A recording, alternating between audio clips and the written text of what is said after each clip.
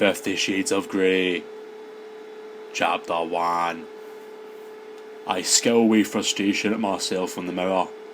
Damn my hair, it just won't behave. And damn Catherine Kavanagh for being ill and subjecting me to this ordeal. I should be studying for my final exam, which are next week, yet here I am, trying to brush my hair into submission. I must not sleep with it wet. I must not sleep with it wet. Reciting this mantra several times, I attempt, once more, to bring it under control with my brush. I roll my eyes in exasperation and gaze at the pale brown-haired girl with blue eyes too big for her face staring back at me, and give up. My only option is to strain my wayward hair in a ponytail and hope that I look semi-presentable. Kate is my roommate, and she has chosen today for all days to succumb to the flu. Therefore, she cannot attend this interview she'd arranged to do with some mega industrialist tycoon I've never heard of for the student newspaper. So I've been volunteered.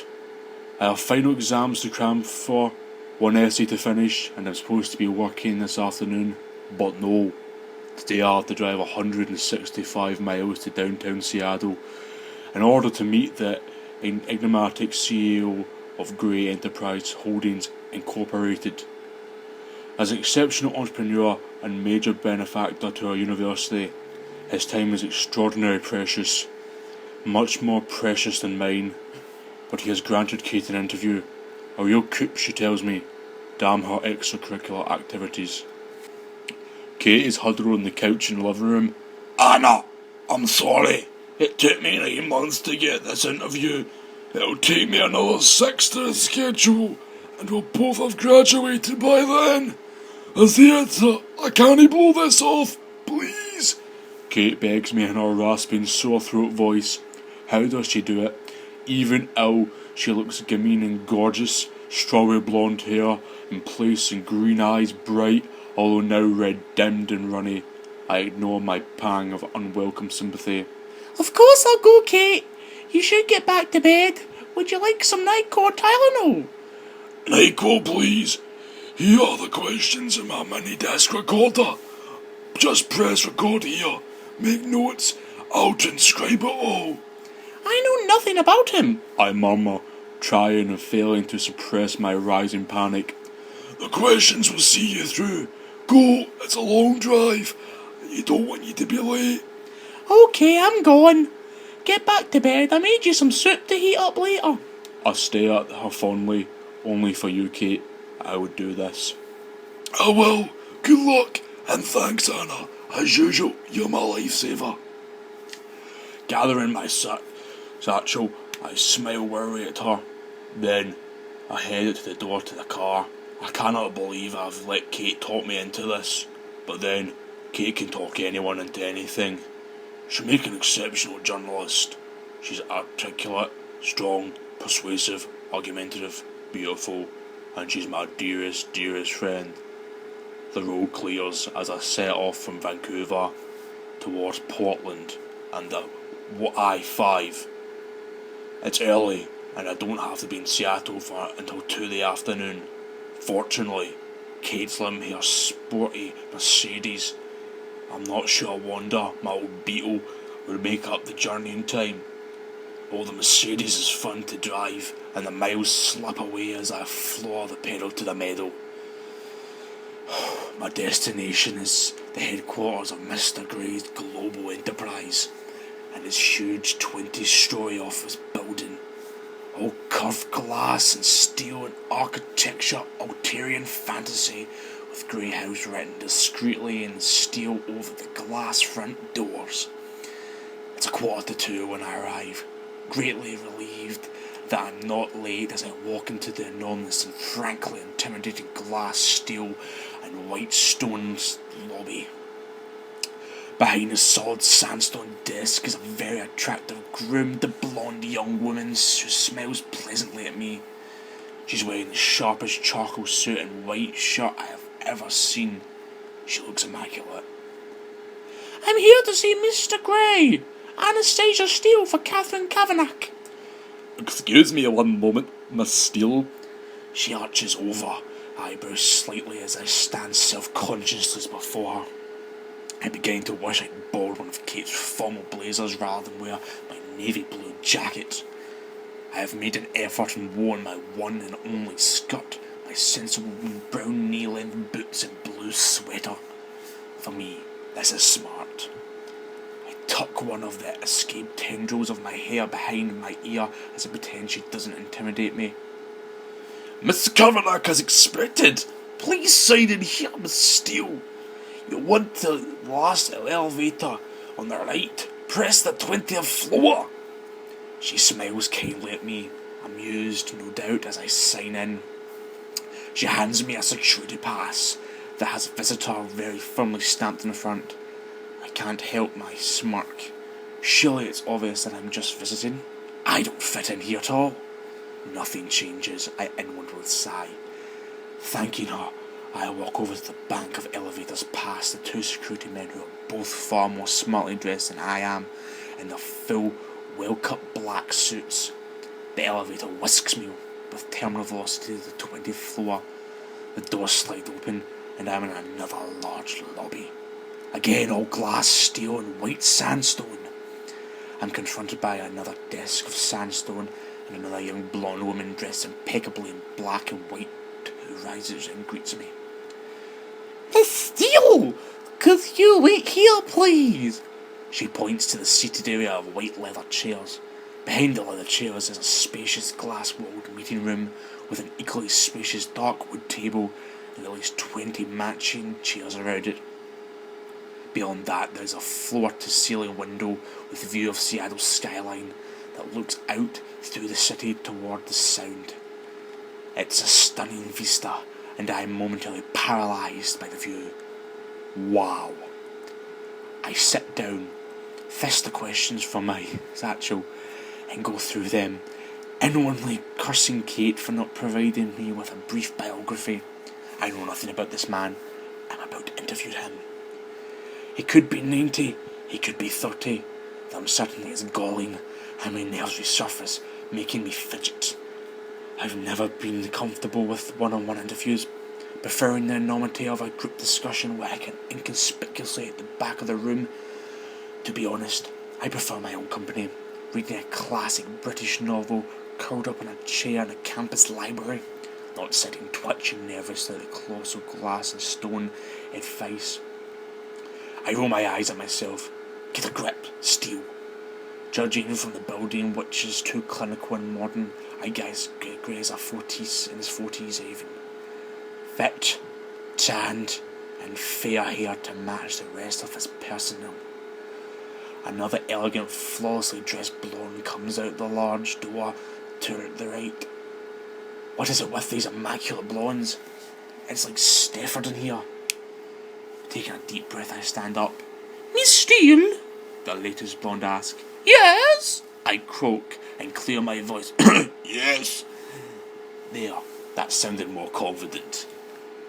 Mr. Gray will see you any moment. May I please take your jacket?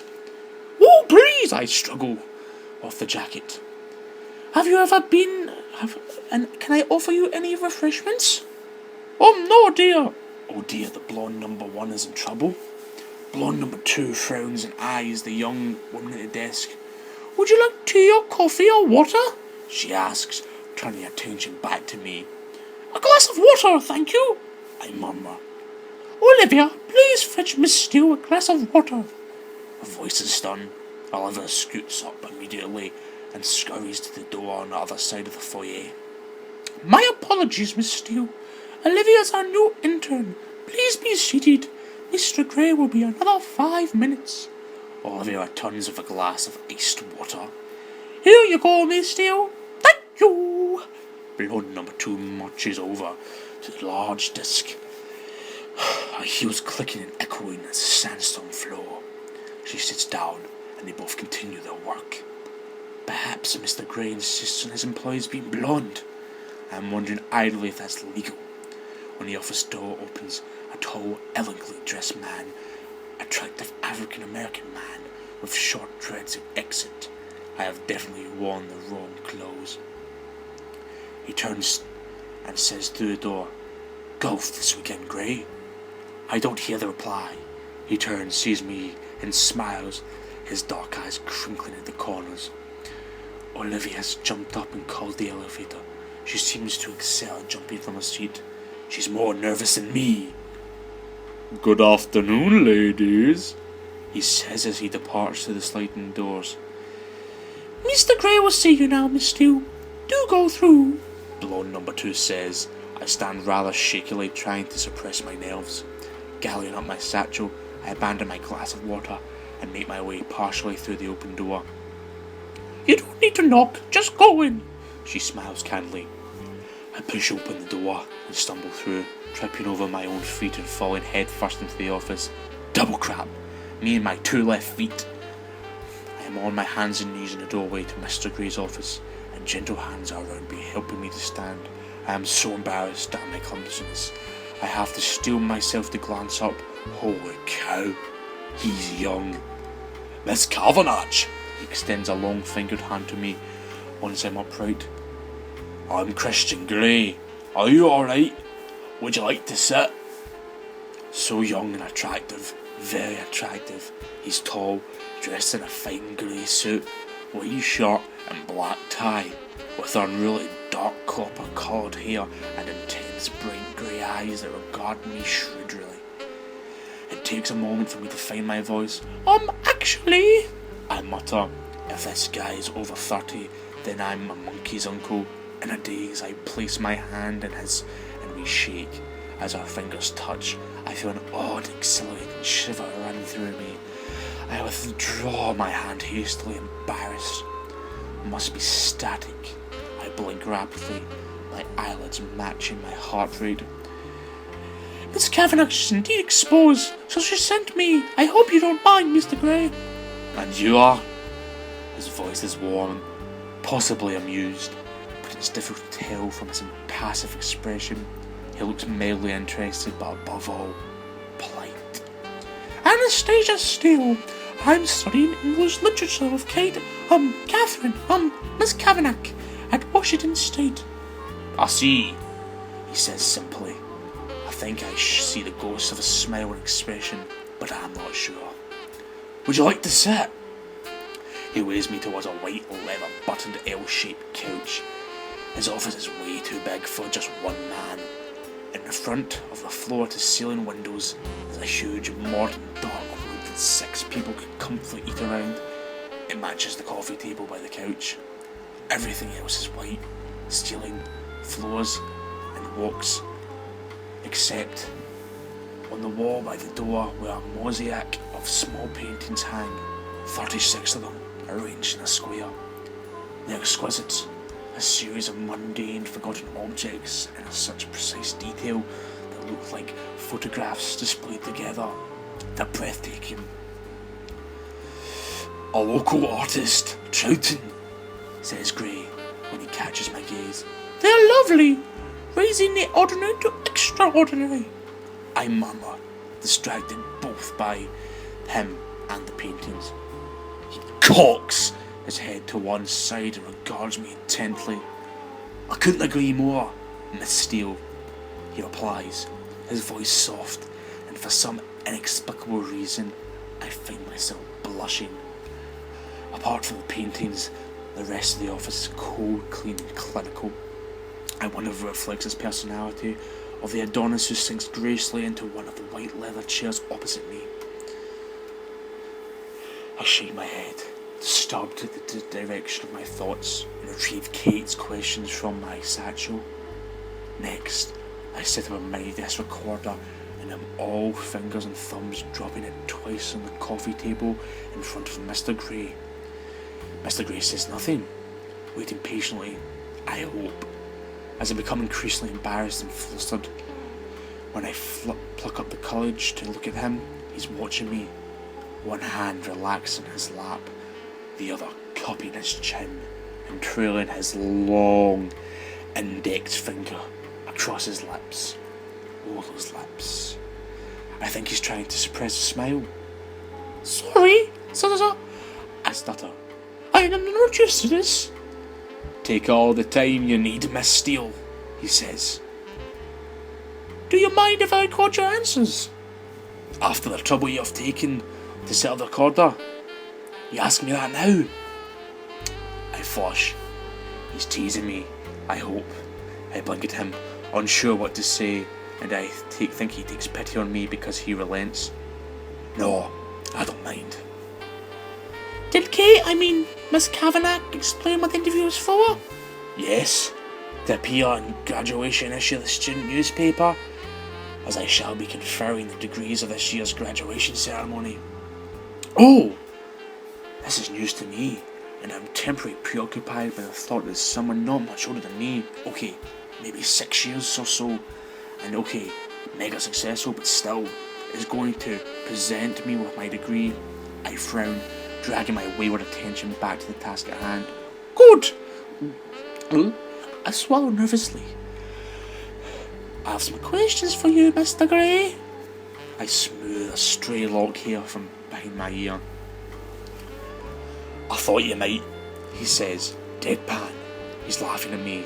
My cheeks heat at the realisation, and I sit up and square my shoulders in an attempt to look taller and more intimidating. Pressing the start button on the recorder, I try to look professional. You're very young to have amassed such an empire. What do you owe the success? I glance up at him, a smile ruseful, but he looks vaguely disappointed. Business is all about people, Miss Steele, and I'm very good at judging people. I know how they tick, what makes them flourish, what doesn't, what inspires them, and how to incentivize them. I employ an exceptional team and reward them well. He pauses and fixes me with his grey stare. My belief is to achieve success in any scheme one has to make oneself master that scheme, know it inside and out, know every detail. I work hard, very hard. I make decisions based on logic and facts. I have a natural gut instinct that I can spot and nurture a good solid idea and good people. The bottom line is, it's always done to good people. Maybe you're just lucky. This one isn't on Kate's list, but he's so arrogant. His eyes flare momentarily in surprise. I don't subscribe to luck or chance, Miss Steele. The harder I work, the more luck I seem to have. It really is all about having the right people on your team and directing the energies accordingly. I think it was Harvey Firestone who said the growth and development of people is the highest calling of leadership. You sound like a control freak. These words are out of my mouth before I can stop them. Oh, I exercise control in all things, Miss Steele, he says without trace humour in his smile. I look at him and he holds my gaze steadily. Impassive. My heartbeat quickens and my face flushes again. Why does he have such an unnerving effect on me? His overwhelming good looks, maybe? The way his eyes blaze me. The way he strokes his index finger against his lower lip. I wish he'd stop doing that. Besides, immense power is acquired by assuring yourself in your secret reveries that you were born to control things. He continues his soft-spoken voice. Do you feel that you have immense power? Control freak. I employ over 40,000 people, Miss Steele. That gives me a certain sense of responsibility. Power, if you will. If I were to decide I was no longer interested in the telecommunications business and sell up 20,000 people would struggle to make their mortgage payments in after a month or so. My mouth drops. I am staggered by his lack of humility. Don't you have a board to answer to? I ask, disgusted. I own my own company. I don't have to answer to a board. He raises an eyebrow at me. I flush. Of course, I would know this if I had done my research, but holy crap, he's so arrogant. I change tack. And have you ever had any interests outside your work? I've had very interests, Miss Steele. A ghost smile touches his lips. Very varied. And for some reason, I'm confounded and heated by his steady gaze. His eyes are alight with some wicked thought. But if you work so hard, what do you do to chill out? Chill out? He smiles, revealing his perfect teeth. I stop breathing. He really is beautiful. No one should be this good looking. Well, to chill out, as you put it, I sail, I fly, I indulge in various physical pursuits. He shifts his chair. I'm a very wealthy man, Miss Steele, and I have expensive and absorbing hobbies. I glance quickly at Kate's questions, wanting to get off the subject. You invest in manufacturing? Why specifically? I ask. Why does it make me so uncomfortable? I like to build things. I like to know how things work, what makes things tick, how to construct and deconstruct. And I have a love for ships. What can I say? That sounds like your heart is talking rather than logic and facts. His mouth quirks up, and he stares appraisingly at me. Possibly, though there are people who'd say I don't have a heart. Why would they say that? Because they know me well. His lip curls into a wry smile. Would your friends say you're easy to get to know? And I regret the question. As soon as I say it, it's not on Kate's list. I'm a very private person, Miss Steele. I go a long way to protect my privacy. I don't often give interviews. He trails off. Why did you agree to this one? Because I'm a benefactor at the university, and for all intents and purposes, I couldn't get Miss Kavanagh off my back. She badgered and badgered my PR people, and I admire that kind of tenacity. I know how tenacious Kate can be. That's why I'm sitting here squirming uncomfortably. His penetrating, so penetrating gaze when I should be studying for my exams. You also invest in farming technologies? Why are you interested in this area? We can't eat money, Miss Steele. And there are too many people on this planet who don't have enough to eat. That sounds very philanthropic. Is this something you feel passionately about? Feeding the world's poor? He shrugs, very non-committal. It's good business, he murmurs. Though, I think he's being disingenuous. It doesn't make sense, feeding the world's poor. I can't see the financial benefits of this, only the virtue of the ideal. I glance at the next question, confused by his attitude. Do you have a philosophy? If so, what is it? I don't have a philosophy as such. Maybe a guiding principle. Carnegie's. A man who acquires the ability to take full possession of his own mind may take possession of anything else to which he is justly entitled. I'm very singularly driven. I like control of myself and those around me. So you want to possess things? You are a control freak. I want to deserve to possess them, but yes, bottom line, I do. You sound like the ultimate consumer. I am. He smiles, but the smile doesn't touch his eyes.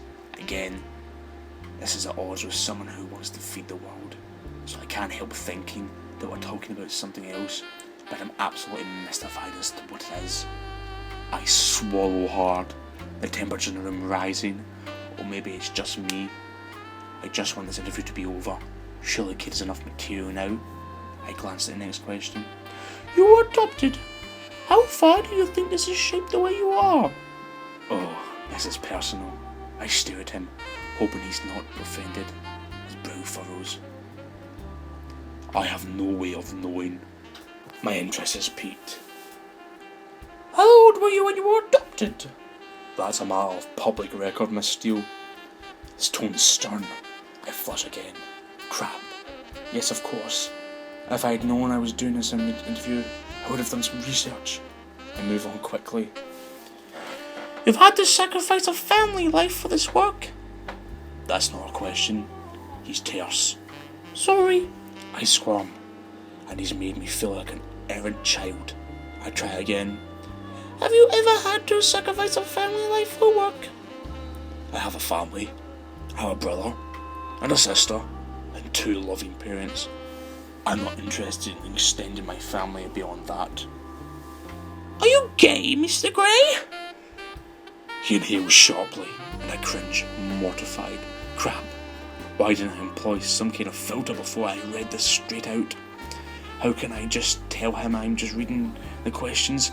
Damn Kate and her curiosity. No, Anastasia, I am not. He raises eyebrows, a cool gleam in his eyes. He does not look pleased. I apologize, it's, written here. It's the first time he said my name. My heartbeat is accelerated, and my cheeks are heating up again. Nervously, I tuck my loosened hair behind my ear. He cocks his head to one side. These aren't your own questions? The blood drains from my head. Oh no. No, Kate, Miss Kavanagh, she's compiled the questions. Are you colleagues on the student paper? Oh crap.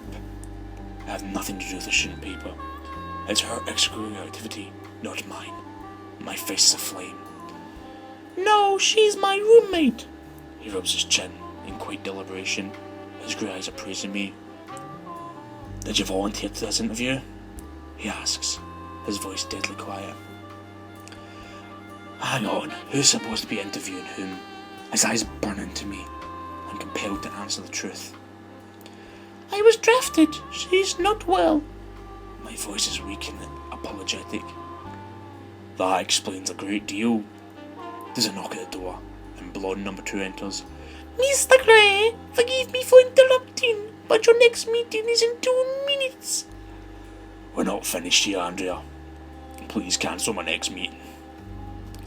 Andrea hesitates, gasping at him. She appears lost. He turns his head slowly to face her and raises his eyebrows. She flushes bright pink. Oh God, it's not just me. Very well, Mr. Grey, she mutters, then exits. He frowns and turns his attention back to me. Where were we? Miss Steele. Oh, we're back to Miss Steele now. Please. Please, don't let me keep you from anything. I want to know about you. I think that's only fair. His grey eyes are all alight with curiosity.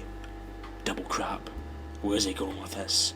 He places his eyebrows on the arms of the chair and steps his fingers from his mouth.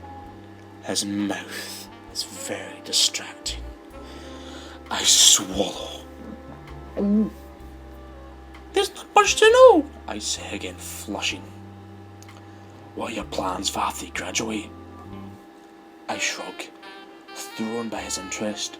Come to Seattle with Kate, find a place, find a job. I haven't really thought beyond my finals. I haven't made plans, Mr. Grey. I just need to get through my final exams. Which I should be studying for now rather than sitting like your Palladio, swanky, sterile office feeling uncomfortable under your penetrating gaze. We run an excellent intern program here, he says quietly. I raise my eyebrows in surprise. Is he offering me a job? Oh, I'll bear that in mind. I murmur, completely confounded, though I'm not sure I'd fit in here. Oh no, I'm musing out loud again. Why do you say that? He cocks his head to one side, intrigued, a hint of smile playing on his lips. It's obvious, isn't it? I'm uncoordinated, scruffy, and I'm not blonde. Not me, I murmur. His gaze is intense, all humour gone. Strange muscle deep in my belly clenches suddenly. I tear my eyes away from his scrutiny and stare blindly at my knotted fingers. What's going on? I have to go. Now. I lean forward to retrieve the recorder. Would you like me to show you around? He asks. I'm sure you're far too busy, Mr. Grey, and I do have a long drive indeed. Driving back to Vancouver? He said, surprised, anxious even. He glances out the window. It's begun to rain. Well, You better drive carefully. His tone is stern, authoritative. Why should he care? Did you get everything you need? He adds. Yes, sir, I reply, packing a recorder into my satchel, his eyes narrow speculatively. Thank you for the interview, Mr. Gray. The pleasure's been all mine, he says, polite as ever. As I rise, he stands and holds out his hand. Until we meet again, Miss Steele. And it sounds like a challenge, or a threat. I'm not sure which. I frown. When will I ever meet him again? I shake his hand once, astounded that the odd current between us is still there. It must be nerves. Mr. Gray. I nod at him. Moving with athletic grace to the door, he opens it wide. Just ensuring you make it through the door, Miss Steele. He gives me a small smile. Obviously he's referring to my earlier less than elegant entry into his office. I flush. That's very considerate, Mr. Gray. I snap, and his smile widens. I'm glad you find me entertaining. I glow inwardly, walking into the foyer. I'm surprised when he follows me out. Andrea and Olivia both look up equally surprised. Do you have a coat? Yes, yes! Olivia leaps up, retrieves my jacket, which Gray takes from her before she can hand it to me. He holds it up, and feeling ridiculously self-conscious, I shrug it on. Gray places it in his hands for a moment on my shoulders. I gasp at the contact. If he notices my reaction, he gives me nothing away. His long index finger presses the button summoning the elevator, and we stand waiting. Awkwardly on my part, coolly self-possessed on his. The doors open, and I hurry in, desperate to escape. I really need to get out of here. When I turn to look at him, he's leaning against the doorway, beside the elevator with one hand on the wall. He really is very, very good looking. It's distracting. His burning grey eyes gaze at me. Anastasia, he says as if farewell. Christian, I reply, and mercifully, the doors close.